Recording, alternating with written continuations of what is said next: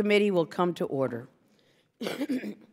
After recognizing myself and Ranking Member Deutsch for 5 minutes each for our opening statements, I will then recognize any other members wishing recognition for 1 minute. We will then hear from our witnesses. We thank them for appearing before us today. Without objection, the witnesses' prepared statements will be made a part of the record, and members may have 5 days to insert statements and questions for the record, subject to the length limitation in the rules.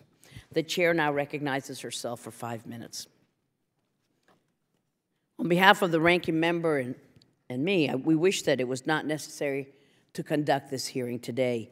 However, we believe that it is important to continue to elevate this matter as much as we can to ensure that we continue to advocate on behalf of U.S. citizens being unjustly held in Iran and ask questions about what our government is doing to get your family members back home. Our witnesses today represent the families of 4 American hostages in Iran. Bob Levenson, a former U.S. government employee and public servant for 33 years. We have his photo in a poster, including at both the FBI and the DEA, and a constituent of our ranking member who was last seen, and Mr. Levenson was last seen on March 9th, 2007. Babak Namazi, a businessman who graduated from Tufts and Rutgers universities, who founded a consulting firm focused on the risk of doing business in Iran, and who was detained on October 15, 2015. His father, Babak Namazi, a former representative of the UN Children's Fund, who was detained on February 22, 2016, while trying to look into his son's case, and Omar Zaka, an information communications and technology development expert who was detained on September 18, 2015. In addition to these 4 men, we're aware of at least 4 other Americans being held in Iran, including 3 who were arrested last year and 1 who was detained just earlier this month.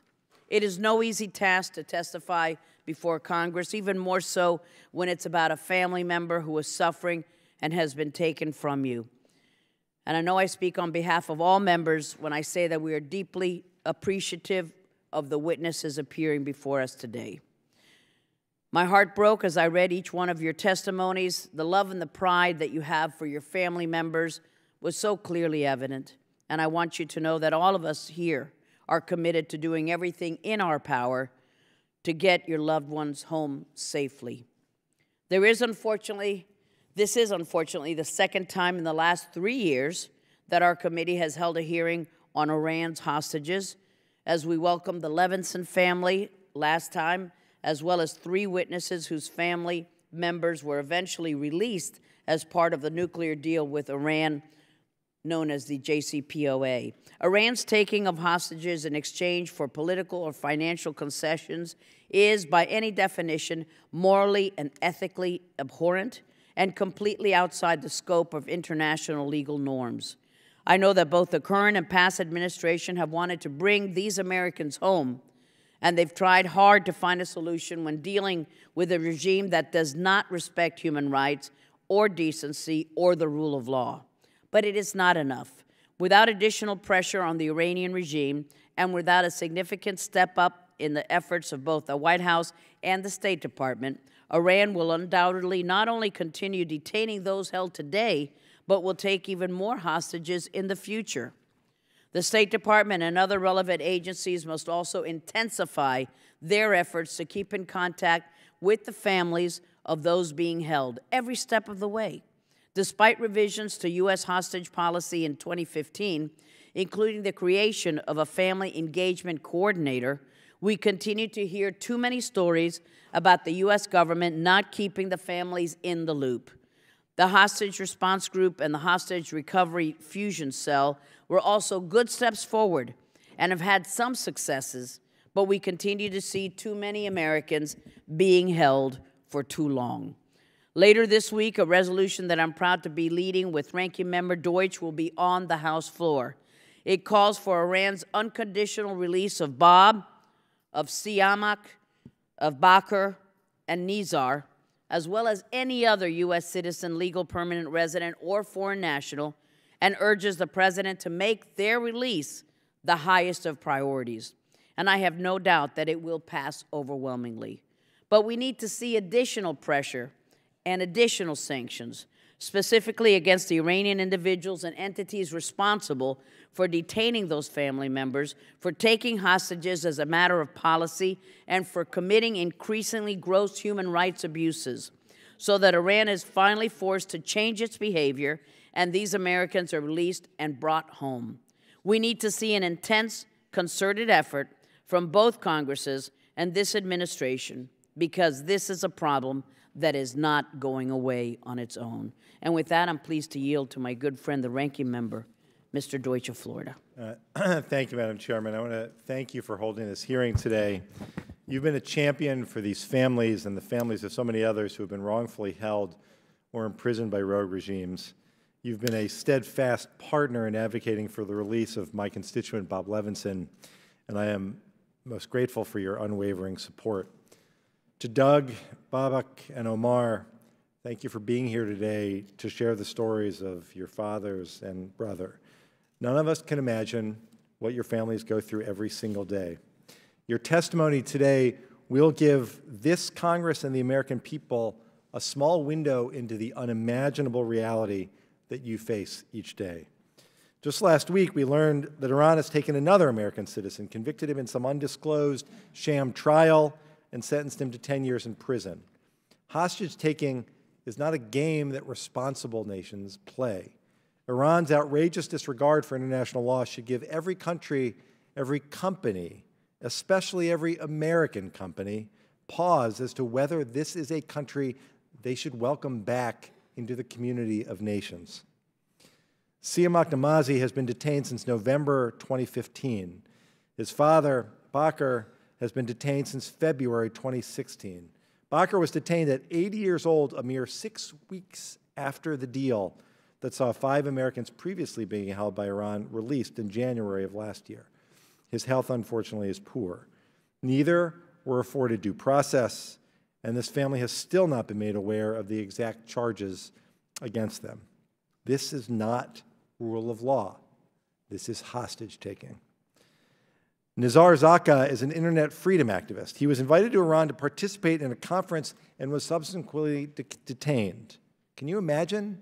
Invited to a country and then arrested with no cause. Iran first acknowledged holding Nazar on November 3rd, 2015.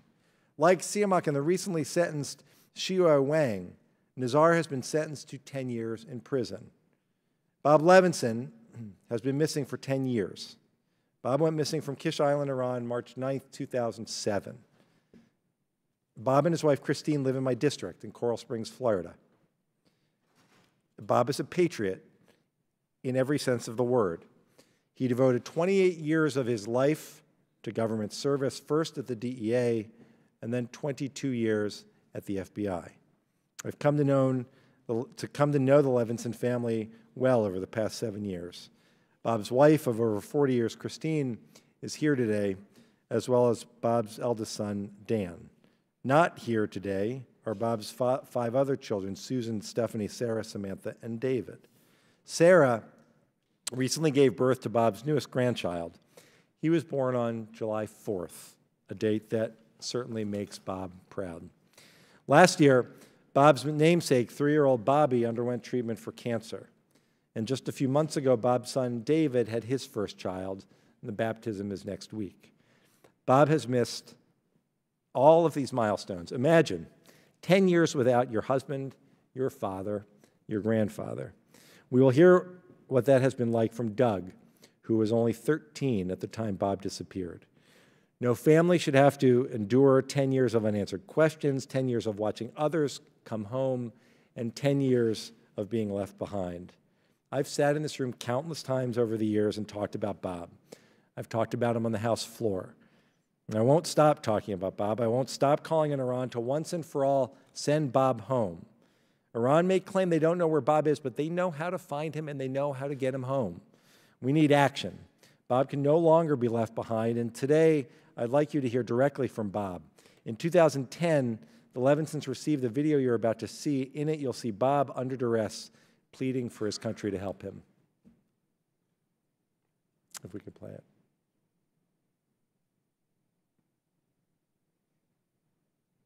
My loving, my loyal wife, Christine, and my children, and my grandson, and also for the United States government. I have been held here for 3.5 years. I am not in very good health. I am running very quickly out of diabetes medicine. I have been treated well, but I need the help of the United States government to answer the requests of the group that has held me for 3.5 years. And please help me get home. 33 years of service to the United States deserves something. Please help me. Bob, I will continue to do everything I can to bring you home alive. All I want is for our family to be whole again. We love you. We miss you every day. We will not abandon you.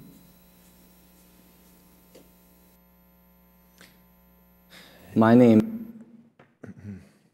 It's hard to watch, but it is important that the world see Bob, that they see more than a name in a newspaper article, that they see the husband, father, the grandfather, the American public servant.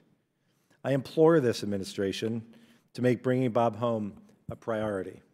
And despite our policy disagreements with Iran, bringing home Bob, Siamak, Bakr, and Nizar, and the other Americans detained in Iran must always be at the top of the agenda. Doug, Babak, Omar, I can only hope that by providing each of you a chance to tell your family's story today, we can send a message that the release of these Americans is a priority for this Congress, it's a priority for the American people, and we will not stop until they are home. And I yield back. Thank you, Mr. Deutsch, and the Levenson family feels very blessed to have you as their representative for always being a voice for Bob. I know that we didn't catch the beginning part of that video. Is it possible to go back? And it seemed like it started in the middle. It's okay. It's okay. David Levenson, and I'm speaking on behalf of my mother, Christine Levenson, and my entire family. I am making a plea to the people that are holding my father. My mother has received your messages. Please tell us your demands so we can work together to bring my father home safely. Thank you for taking care of my father and for continuing to provide him with the care and medical treatment he needs to stay alive. My father is a loving and caring man who has always worked hard to provide for his family. He is a father of 7 children, a dear husband, a grandfather of 2 beautiful children, and the pillar of our family. We are not part of any government, and we are not experts on the region. No one can help us but you. Please help us. We tried to contact you, but you never responded. I am sending this message because we need to know what you want our family to do so that my father can come home safely. We will do everything within our power to bring him home. I don't know how else to communicate with you, but my father knows how to contact us. We don't know what else to do. Please tell us what you want, and please help us bring my father home. This is the video we received from you. This video was a comfort to the family. Thank you, and I think we got it because there at the beginning. Thank you so very much. Thank you. And now I'd like to have members make their opening statements. We'll start with Mr. Shabbat of Ohio. Thank you, Madam Chair and Ranking Member Deutsch, for your continued dedication to this important issue. I know that you have both been, I kind of think, an inspiration of the rest of us on the committee for how doggedly you have taken this on, and thank you for doing that. And I also want to express our sincere admiration for our witnesses here today, all 3. Your willingness to testify on these abhorrent cases is a testament not only of your love for your family members, but to your courage and tenacity in standing up for what is just and what is right. Mr. Levenson, as we know, is the longest-held U.S. civilian in American history, and Iranian officials have done little to live up to their commitments to work through the cases to assist the United States to investigate Mr. Levenson's disappearance. And Iran, I'm almost out of time, Iran has continued to take people hostage. They took people before the agreement with Iran, and they've taken people since then. So it seems that nothing has worked to change the way they value human life. It's a terrible situation, and to have a loved one outside your family under the circumstances you have is just something that no human being should have to be under those circumstances. And this is on Iran. I yield back. Thank you so much, Mr. Shabbat. Mr. Schneider of Illinois. Thank you, and I too want to join in commending the chairman and the ranking member for holding this hearing. And to each of you, thank you for being here, for sharing your story. I first had the privilege of sitting in this chair 4.5 years ago, and it was then that I first heard my colleague from Florida, Mr. Deutsch, so eloquently speak on behalf of Robert Levenson. I've heard him speak many, many times. I was not here when the deal with Iran was consummated and some of the hostages were brought home, but Mr. Levenson was left behind. I am greatly honored and fortunate to be back in this seat, and quite honestly stunned that we are still having to speak out and call for the return of Robert Levenson. But here we are, and I want to thank my colleague Ted for your continued passion and eloquent words. We will continue to fight for this. Thanks to Doug, to Babak and Omar. Your presence here is a reflection of our commitment, and we will be here until your fathers, your brother, come home. Thank you. Thank you, Mr. Mr. Schneider. Mr. DeSantis of Florida. Well, I thank the chairman and thank the ranking member for keeping the American people apprised of this issue. We had a deal with Iran. We sent billions of dollars, even $1.7 billion in cash. I know we got some people back. We did not get everybody back, and we need to do that. This is a maniacal regime. They are fomenting all kinds of problems all across the Middle East. They are a stalwart enemy of this country. And I would just urge the president, lean in on this issue. Put some pressure on them. Do what we can do. We're the strongest country in the world. We've got to be able to get our people back. And I know there's a lot of stuff that goes on behind the scenes, but boy, I would love to see something public, strong, and swift. And I'd love to see these people back. I yield back. Thank you, Mr. DeSantis. Mr. Zeldin of New York. Well, thank you, Madam Chair, and to the ranking member as well for your leadership on this issue, this hearing, which is called The Families of Iran's Hostages Speak Out. Hopefully will be part of a better way forward of America speaking out, because these families need this administration, need the American people to be fully behind them in this effort. We gave $1.7 billion ransom payment in cash to Iranians at the same exact time of securing a release of some unjustly imprisoned Americans. The administration said it wasn't a ransom. Some suggested it was a coincidence. Some said we owed them the money. Everything in this story is highly and easily disputable based off of facts.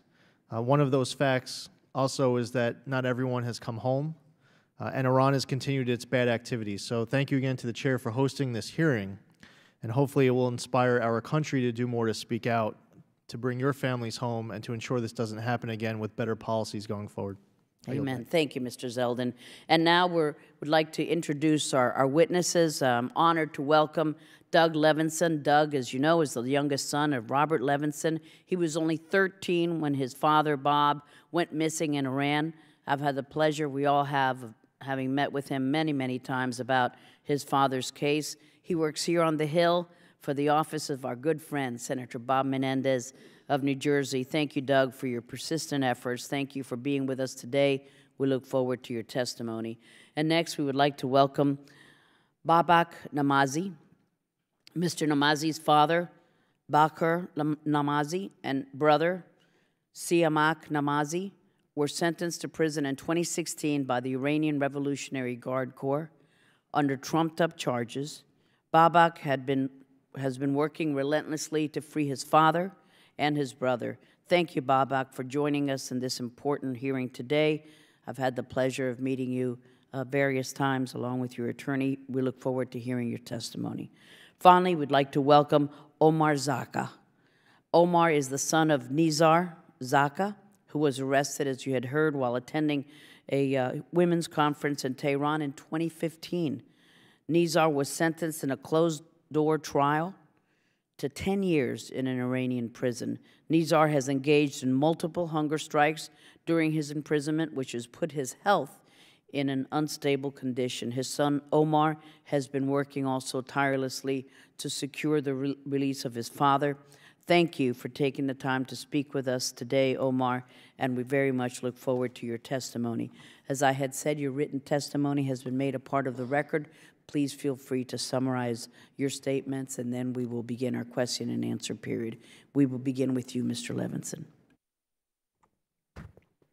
Thank you.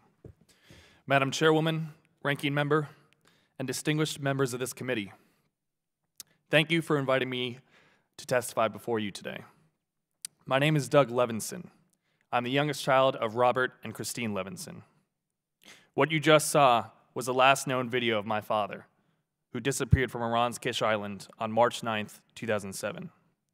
That was 3,791 days ago. Bob Levenson, or Dad, as my 6 siblings and I call him, is the longest held hostage in American history.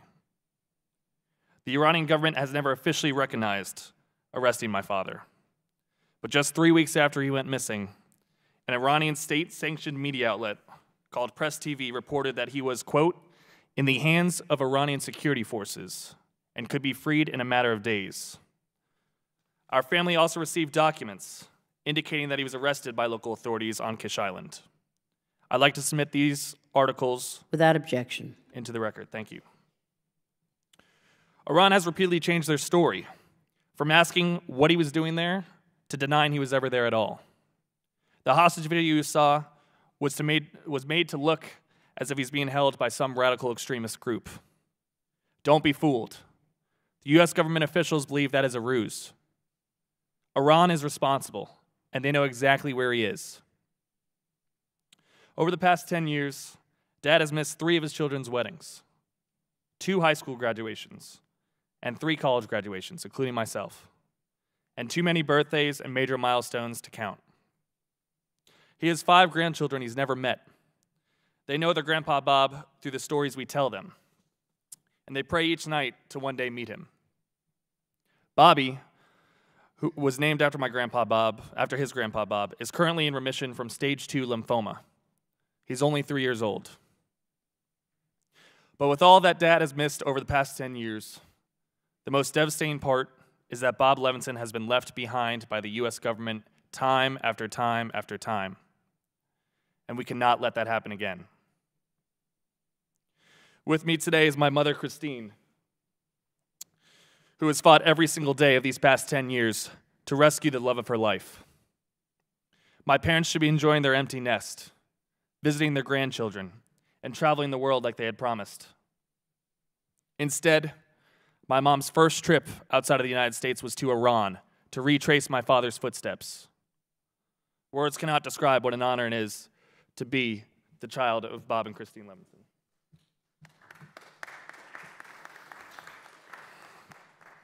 Also here with me today is my older brother, Dan, who testified before this committee 2 years ago alongside the families of Jason Rezaian, Saeed Abedini, and Amir Hekmati. Just 6 months after that testimony, all three were released as part of the JCPOA. But our father was left behind, and we had to find out from watching the news just like everyone else. Let me repeat that. My mother found out because my sister called her after seeing it on television.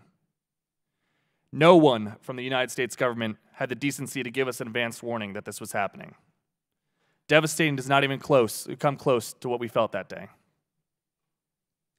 My family received the hostage video that you saw earlier in 2010, years after many in the government wrote him off for dead. We received this photo and others like it in 2011. Bob Levenson has devoted his life to two things: providing unwavering love to his wife and family, and protecting America by putting away the bad guys. Dad worked for the FBI for 22 years, and 6 years in the DEA before that. He was working for the U.S. government when he was taken, and therefore the United States government has a moral obligation to bring him home.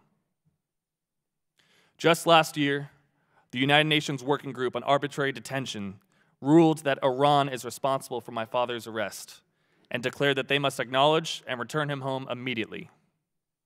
The UN has been more forceful on securing my father's return than the government that sent him there.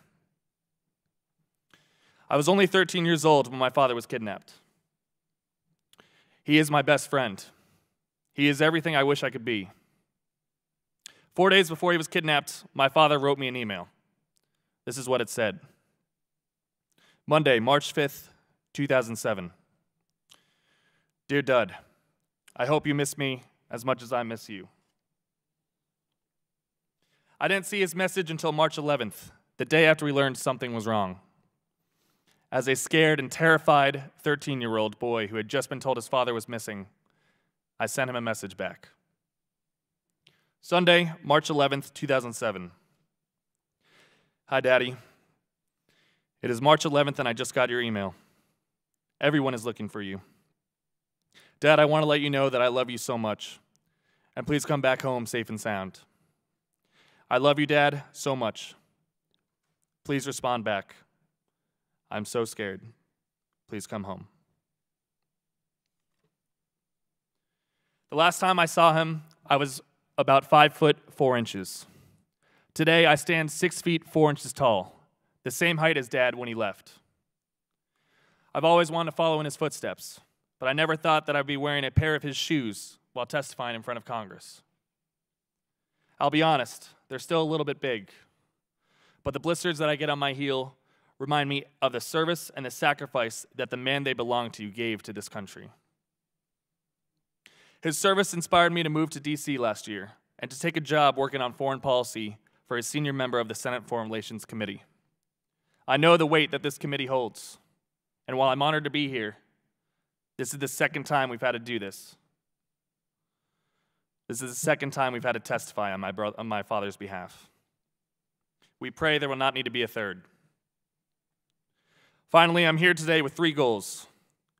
First, to make sure that my father is not forgotten. We are desperate. We have endured the turnover of 3 administrations. We have met with anybody and everybody that will listen.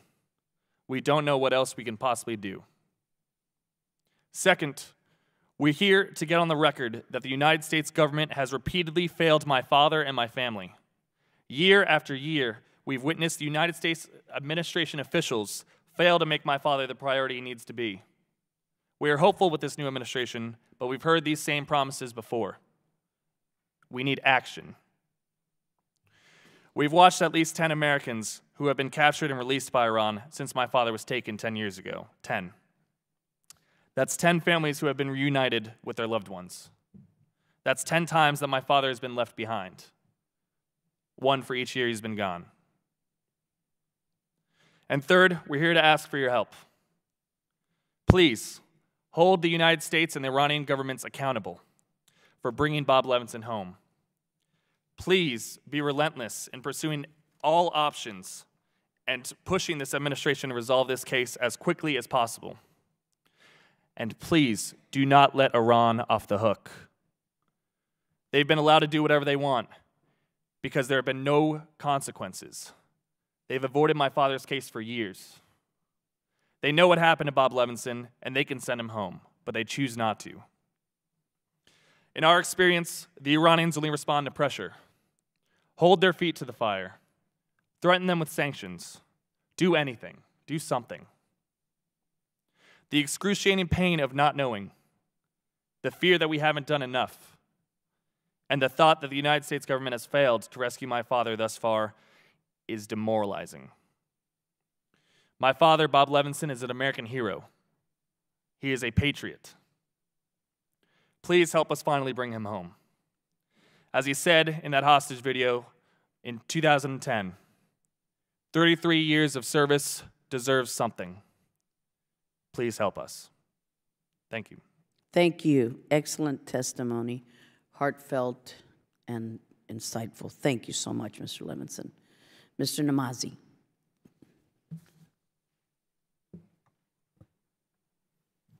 Madam Chair. You could put the microphone a little bit closer to you. Madam Chair, is that better? Just a little bit. Why don't you hold it a little bit closer to you? Yeah. Madam Chair and distinguished members of the subcommittee, 651 days ago, on October 13th, 2015, my brother Babak Namazi was arrested and detained in Iran by the Iranian Revolutionary Guard Corps and has been held at a notorious Evin prison. In January 2016, 5 American hostages were released from prison in Iran. To my family's shock and horror, my brother was not released. We were given different explanations of the inexplicable, but felt reassured to learn that Secretary of State John Kerry had been promised by Iranian Foreign Minister Zarif that Babak would be released within weeks of the other hostages' release. When he was not, my family was devastated. But things only got worse from there. Instead of releasing my brother on February 22nd, 2016, my father, Babak Namazi, was lured back to Iran from a brief trip abroad by the promise of seeing Babak, but instead he was also detained. On October 17th, 2016, without any evidence or respect for the rights of due process, my father and brother were each summarily tried, convicted, and sentenced to 10 years in prison for collusion with a hostile government. They remain in Evin prison today. It is important to emphasize this latter point because Foreign Minister Zarif claimed last week in an interview with CBS News that my father was not behind bars, implying he had been transferred to house arrest. This is just not true. My father and brother have been and continue to be subjected to unimaginable suffering, including spending part of their confinement in solitary cells. My father is 81 years old, and has a severe heart condition that requires medication and may shortly require a pacemaker. He has lost more than 30 pounds and suffers dizziness, shortness of breath, and headaches. In the last few months, he has been twice hospitalized for a week at a time, which only makes us more concerned about his well-being, especially as the IRGC never told our father or our family what was wrong with him after such hospitalization, and no records were given to the family.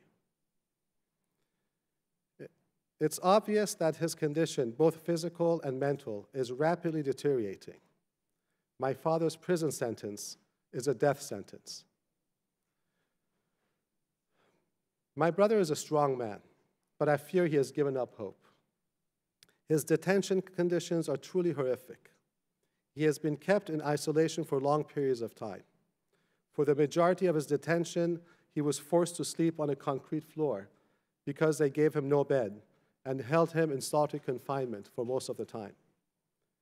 Though Babak will not talk about it, he has been tortured by the IRGC with beatings and tasing, and psychological torment, such as prison guards having told him, "My father is in dire health," and only telling him the truth days later.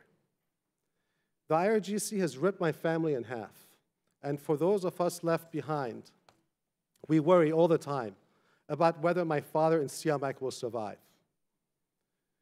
We don't yet see a way through this suffering to their liberation. I don't understand why Foreign Minister Zarif would claim my father is now under house arrest, when he clearly isn't. For the Iranian government to present this false claim to the international community makes a mockery of my family's pain by having given us a moment of hope and at least given us a moment of hope that at least a little of our suffering might be ameliorated, only to see it dashed when the truth becomes clear that it hadn't happened. I cannot digest the inhumanity and cruelty that my family is exposed to on a daily basis. My family is very grateful that the United Nations, where my father worked for many years, is highly engaged.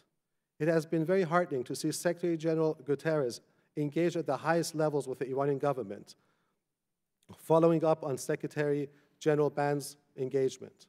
And Tony Lake, the head of UNICEF, has been incredibly focused on pressing Iran to release my father, as well as hundreds of my father's UNICEF colleagues. We are also very grateful for ongoing assistance provided by President Trump and his administration on our behalf. It is clear by both the public statements and private actions that the President is very focused on securing the release of my family and other American citizen hostages in Iran. We desperately need that help and support to secure my father and brother's release. While I'm not qualified to say what specifically would be most effective to secure the release of my family, I urge the President and Congress to spare no effort and to do whatever is necessary to save my father and brother, and to save them quickly.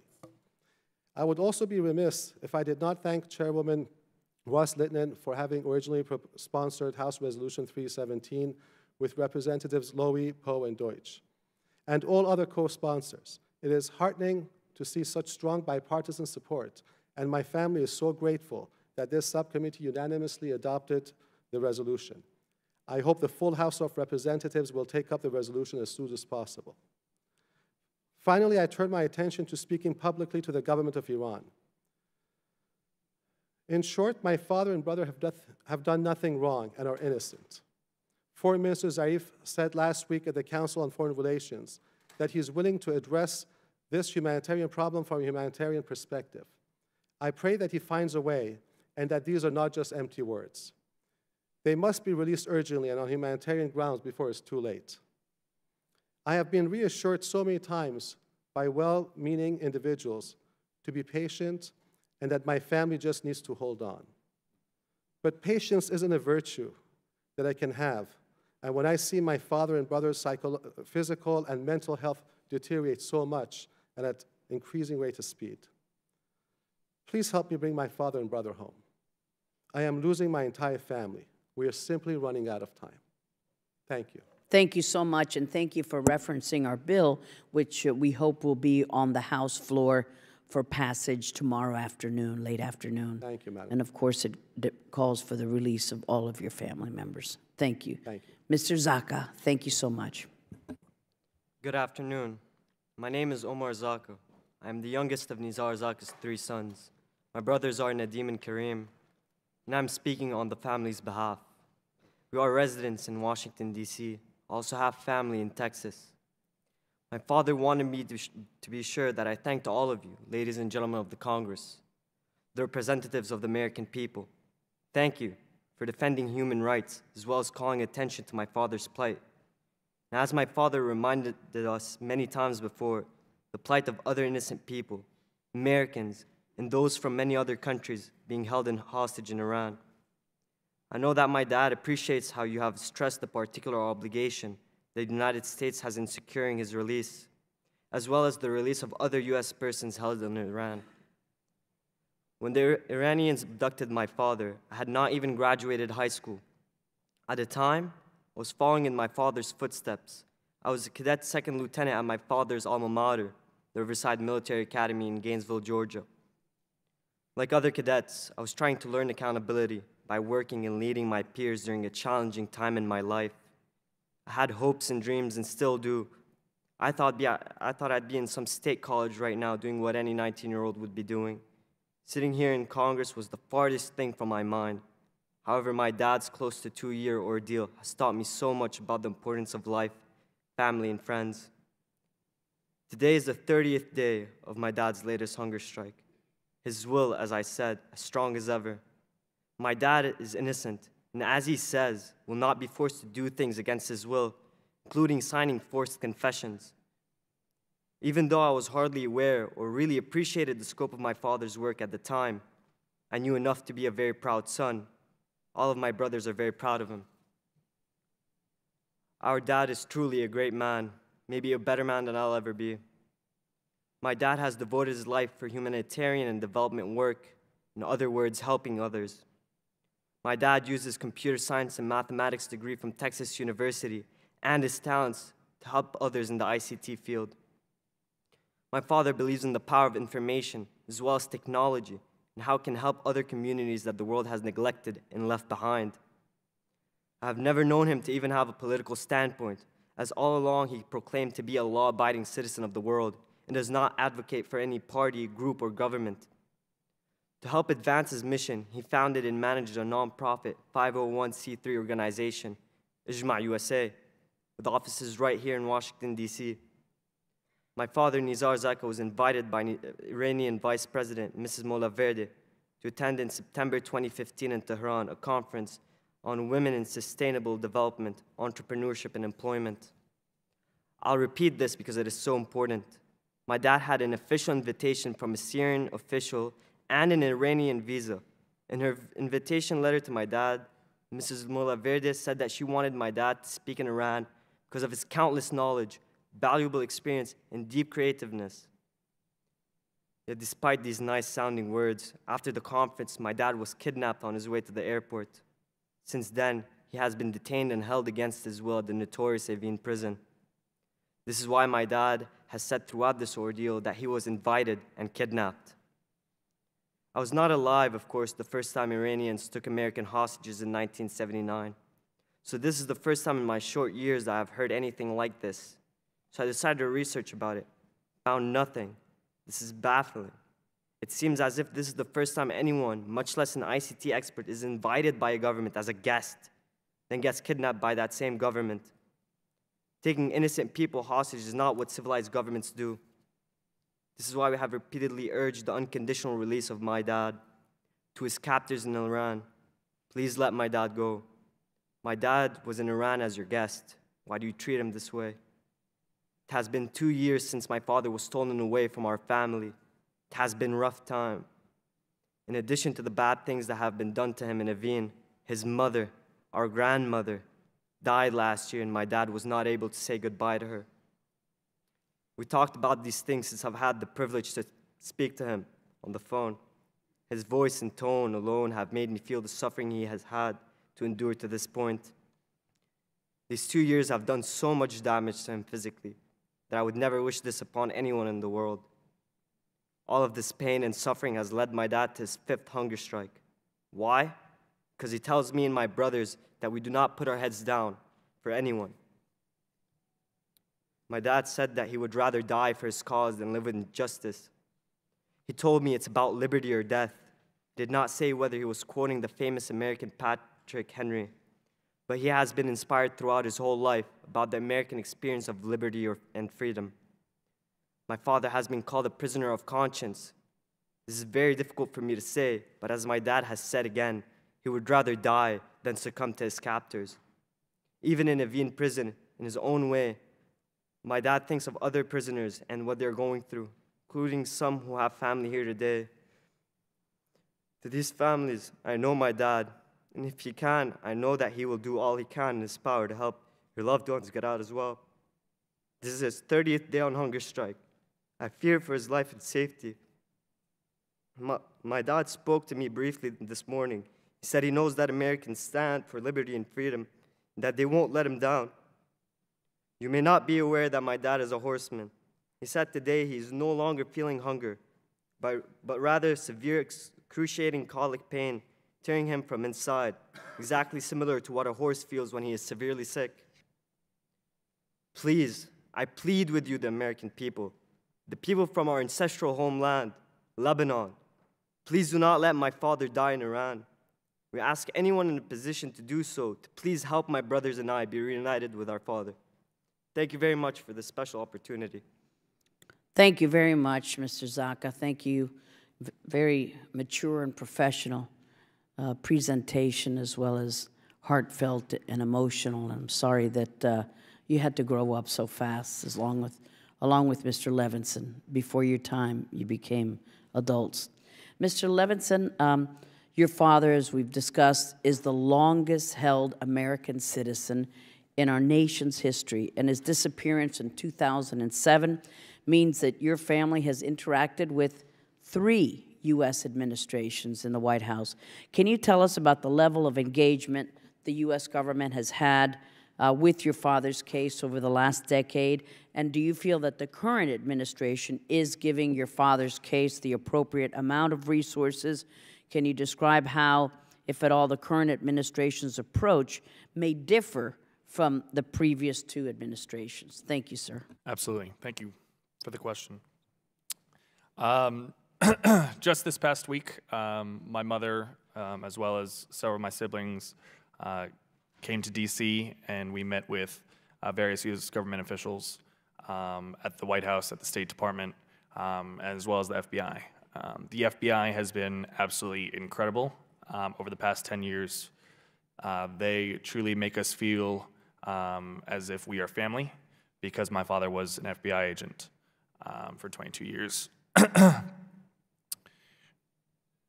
I think that over the past 10 years, we have been told the same things over and over again, that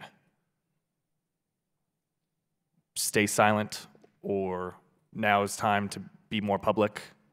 It's been fluctuating for 10 years of doing press and not doing press. And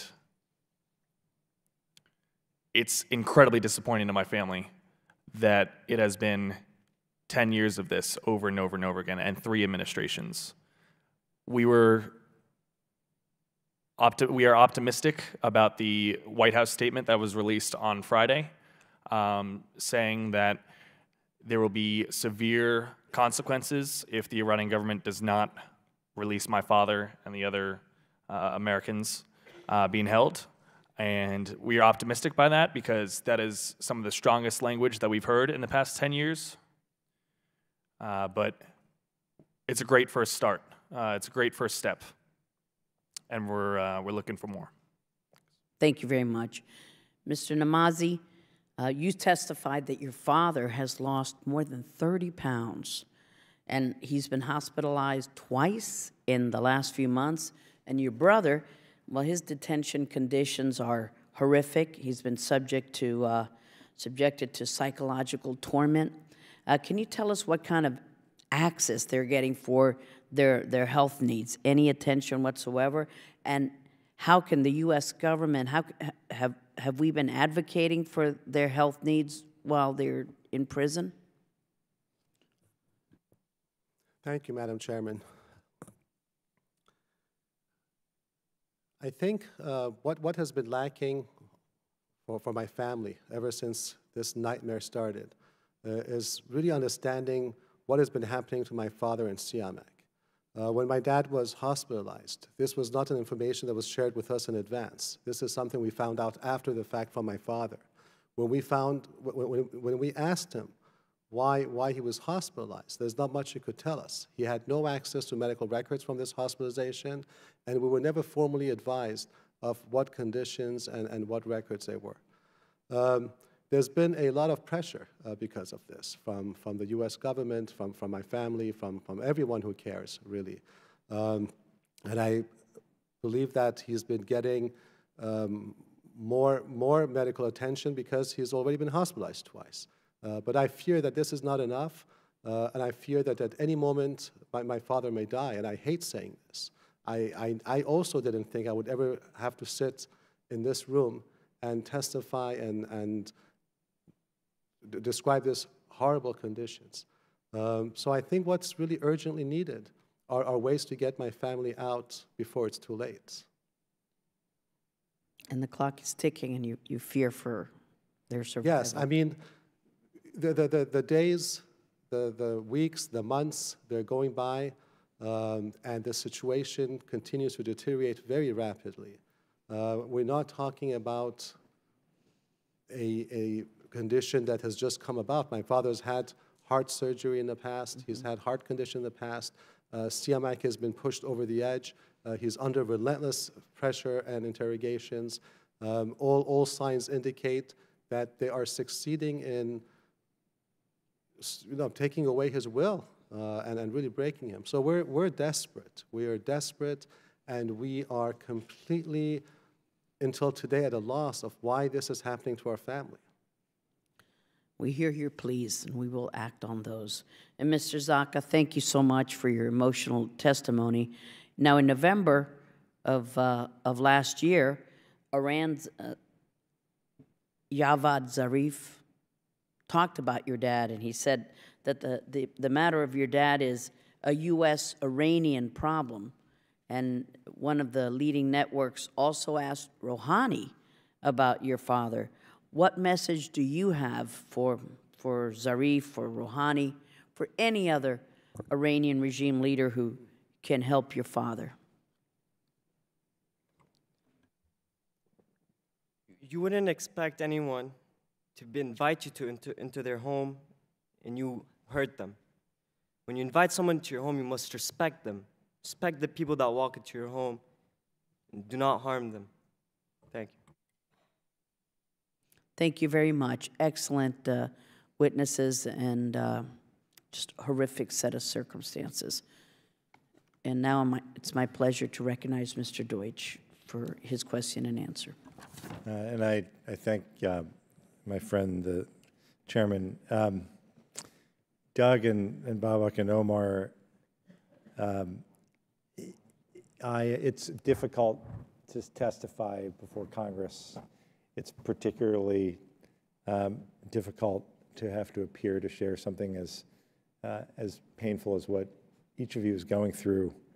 I would just suggest that and let you know that the service that you're providing the country, not just Bob and Siamak and Bakar and Nizar, but the service that you're providing the country by giving us the opportunity to pause for a moment and remember that with all of the challenges that Washington faces and all of the things that are so dividing our country, at a moment when Americans are being held abroad wrongly as hostages, and it's a moment that the country has to come together, and you're providing that opportunity for all of us, and for that we're grateful. Doug, I know that your mom and your brother Dan traveled to Iran shortly after your dad went missing. Have you had any further engagement with Iran since that first trip? Are there plans to go back? Yeah, so actually, my brother Dan traveled to Iran, Kish Island himself, just almost 2 years ago, after the previous hearing. If that's any sign of how desperate we are, my brother traveled there by himself to Kish Island to retrace my father's footsteps again and talk to anybody there that could help us. We would love to go back. Hopefully we won't need to. Hopefully they can send him home. But if we need to, we are looking into putting in our request to go back over there.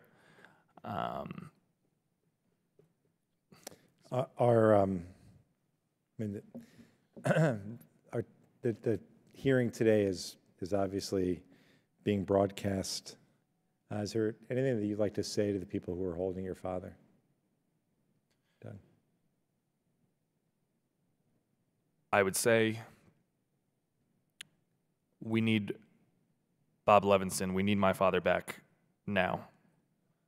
It's been 10 years. He has missed so much. If that picture of me is any physical evidence or can tell you how long it's been, how much of our lives he has missed. He is a good man. He is a good and decent man. Please send him back home. Is there a particular message we can send to the new administration, members of Congress? Yes. Like I said in my testimony, do not let Iran off the hook. They know exactly where he is. Put as much pressure as possible on them and this administration. If there's a way to sanction an organization or an individual over there and hold that as a terms of release on my father, saying that we will not ease those sanctions unless you return Bob Levenson. That is one suggestion. I think that it's absolutely devastating to my family that it's been 10 years and the U.S. public, not everybody knows about Bob Levenson. No, not everybody knows about the longest held hostage in American history who is still being held. And finally, I mean, if you'd like, on behalf of your mom and your siblings, you've not had the opportunity to speak with your dad. What message would you send him? I would tell him, I would say, Dad, we're never going to stop. We will never stop fighting to get you home. We are doing everything we possibly can every single day. We miss you. We love you. Please stay strong. We're gonna get you home. Doug, I can only promise you and Christina, Dan, and your family, and the Namazi family and the Zaka family that the chair and I, the members of this committee, the members of the United States Congress, will continue to work and press and do everything we can until all of your loved ones return where they belong, here at home. I yield back. Thank you so much, Mr. Deutsch, for your leadership on this issue. Mr. Zeldin of New York. Well, thank you, Madam Chair. And first off, to the Levenson family, I can personally attest from being in many settings with your congressman that when you're not around, no cameras, no media, when it's just your congressman with anyone who could possibly do anything to help you, it is the very first thing, and he advocates very passionately on your behalf. I can't even, I've lost count of just how many times I've been in settings with him where he was advocating on behalf of you and your family.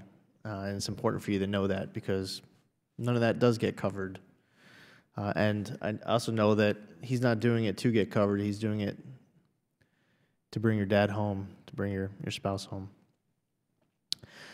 As far as when we look at the debate over Iran and the Iran nuclear deal, there's discussion over the letter of the deal, and then there's discussion over the spirit of the deal.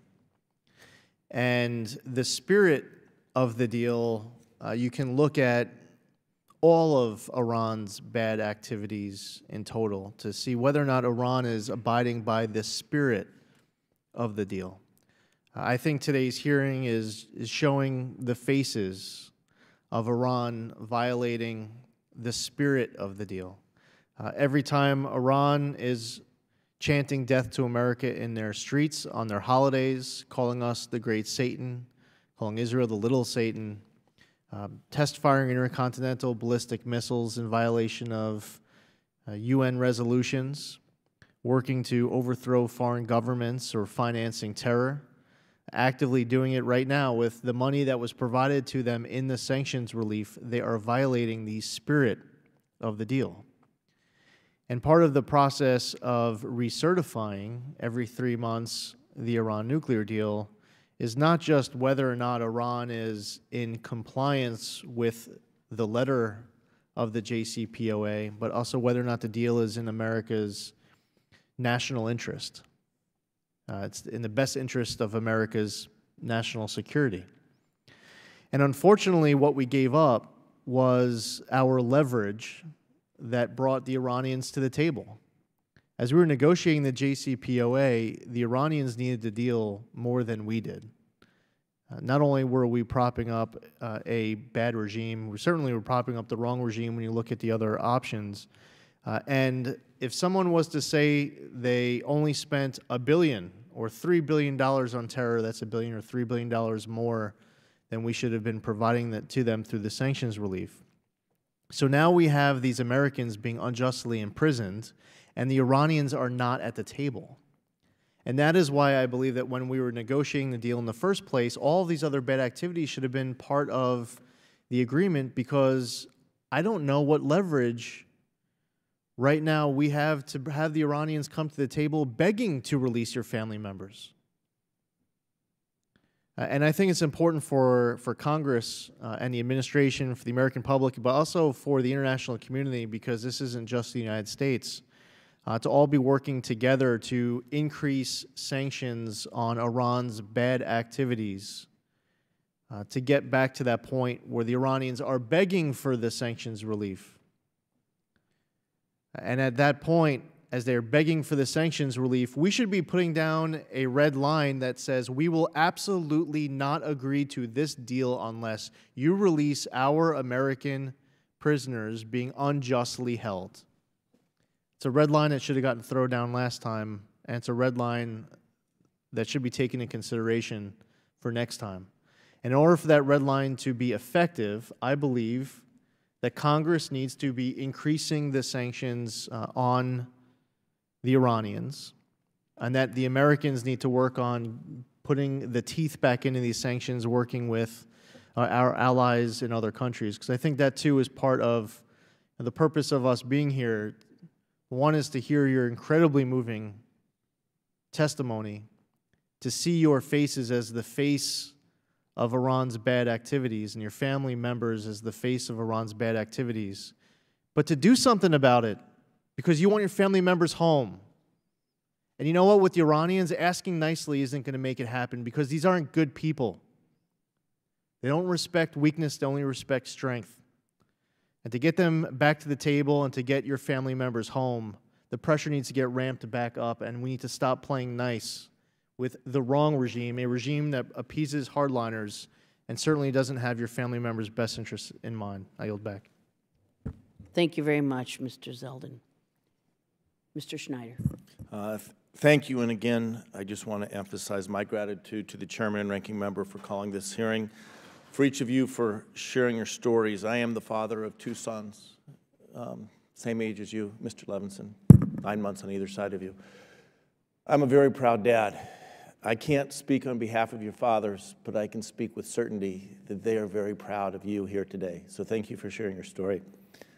Mr. Levenson, you've had the unfortunate circumstance, you and your family, of working with now 3 administrations.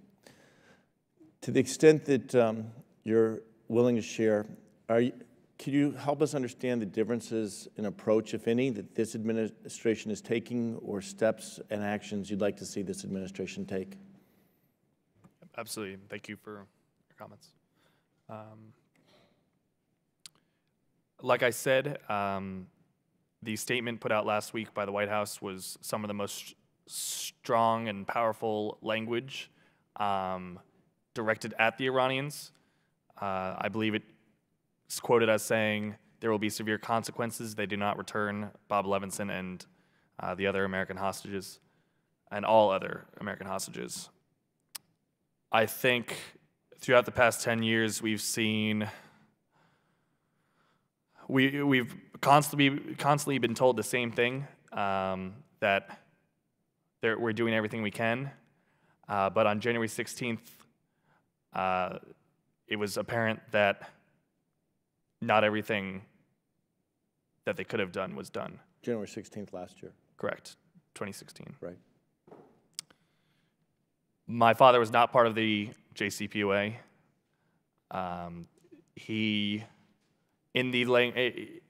After the other Americans were released, I believe in the deal it is stated that Iran will continue to cooperate on working to find my father, and they have not. I have to make that clear. They have not. We have not heard anything from them cooperating with the United States government. I think for this administration, again, the statement was a good first step. Truly, it's encouraging to us. However, statements need to be backed with action, and if they do not release my father, there needs to be consequences. Agreed. Mr. Namazi, as I understand it, you and your family had the chance to meet with Ambassador Haley at the UN. From your perspective,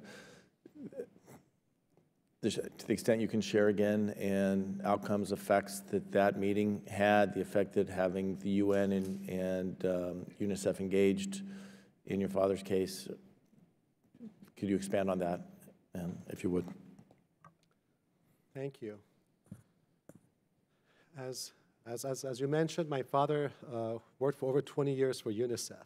So it obviously makes a lot of sense for the UN to be highly engaged, and they have been engaged.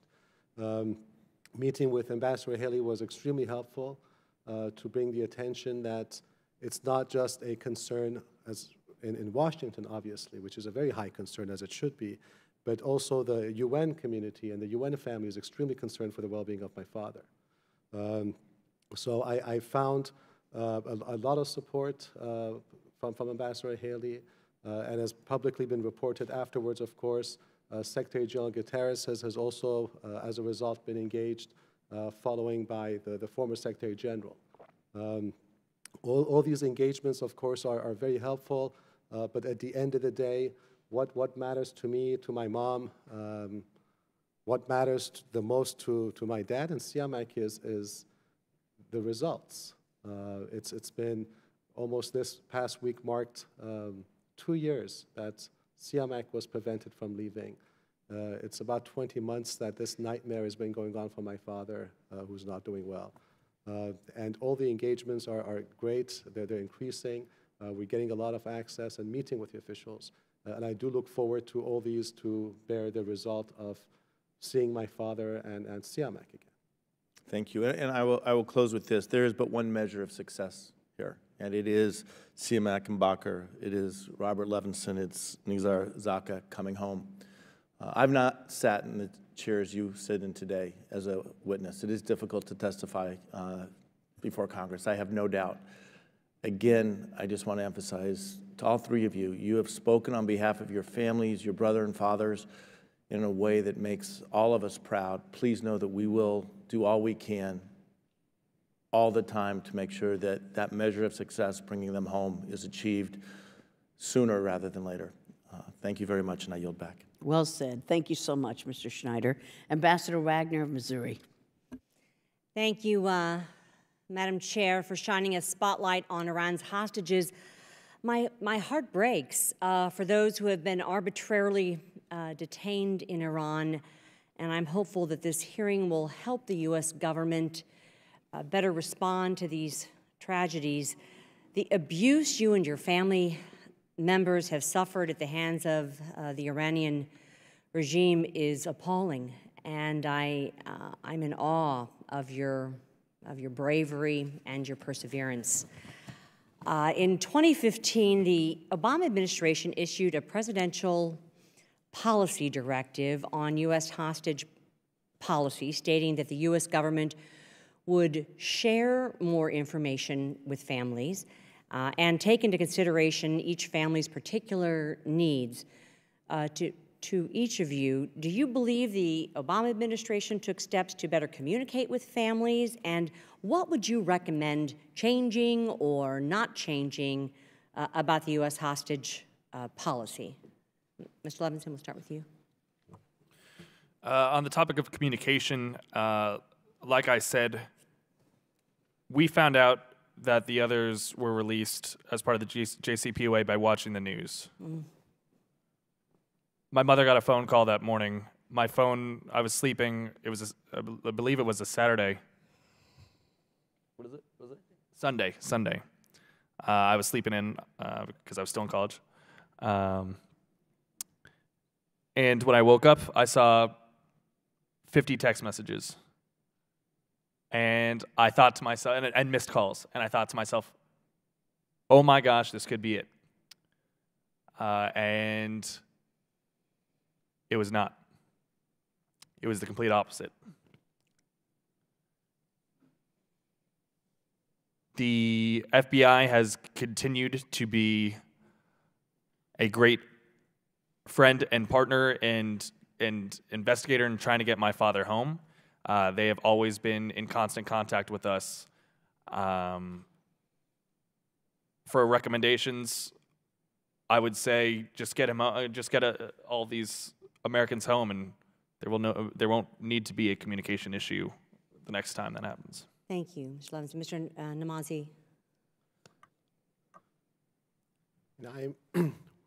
We had a horrible experience initially. I mean, during the Obama administration, we found out on television, like the Levenson family, that initially my brother Siamak was released and part of the swap.